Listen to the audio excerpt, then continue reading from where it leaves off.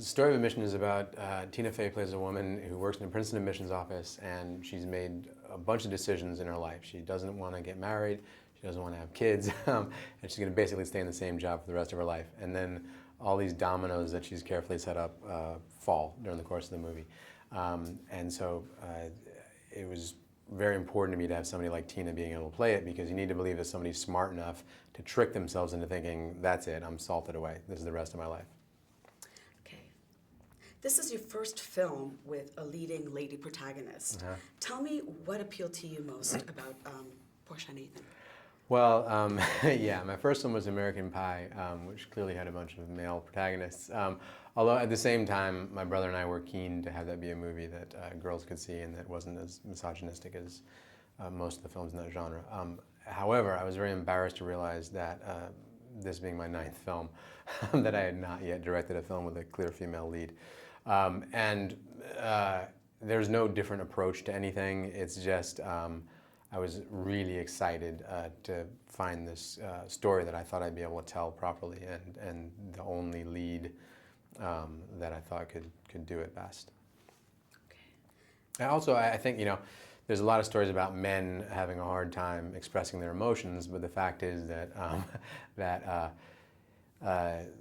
nowadays it's not that strange to have a character like Tina's, who is basically decided they don't want to have any maternal feelings in life, and to have her sort of having these feelings for this oddball kid who's applied to the school and being willing to do anything to help him get into Princeton was cool. Okay. Working on this film, did it bring back any unpleasant memories of your college admission days? Well, it didn't bring back any memories of trying to get into Princeton, because that was certainly not going to be part of the equation for me. I vaguely remember being anxious about the whole thing, but I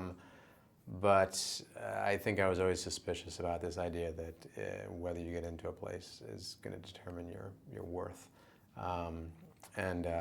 If I sort of look back, a lot of the kids who I went to school with, who went to the most prestigious schools, didn't necessarily find their way in life. Like, that was sort of the peak. I think it's good to peak at around age 80 or something in life. So it didn't make me anxious on that level. They're both really smart and really funny, and I certainly called upon that and on their ability to ad-lib. And they seem to really like each other, which is great. I would say on the last day of shooting, they were such good chums that we were shooting a scene where the two characters just met each other and were having dinner for the first time and sort of learning about each other, but Tina and Paul were very comfortable with each other and drinking a little bit of wine during the day's shooting. And I had to go up and remind them that these characters don't know each other or necessarily particularly like each other at this point. It was really nice, and they're both extremely polite, nice people who are not overly besotted with their own stardom. Okay. And what was it like working with an iconic star like Lily Tomlin? When you're working with an iconic star, I mean, I had seen her films that she did with Robert Altman, and obviously I know her as a great comedy figure, but I also knew that she was a powerhouse actress. It's fantastic. She really wants to get swept up in the character, and she plays Tina's domineering mom in the movie. And so I was really happy for Tina to be dealing with somebody who was bringing a huge amount of passion into scenes. And even when the camera's not on her, she was game for really firing on all cylinders and seeing what that would bring out of Tina. And what do you want audiences to take away from this film? I hope that they'll think it was really fun and that they got emotionally involved. And I think it's a great date movie, essentially. And men will not be overly angry at their significant other for bringing them to it.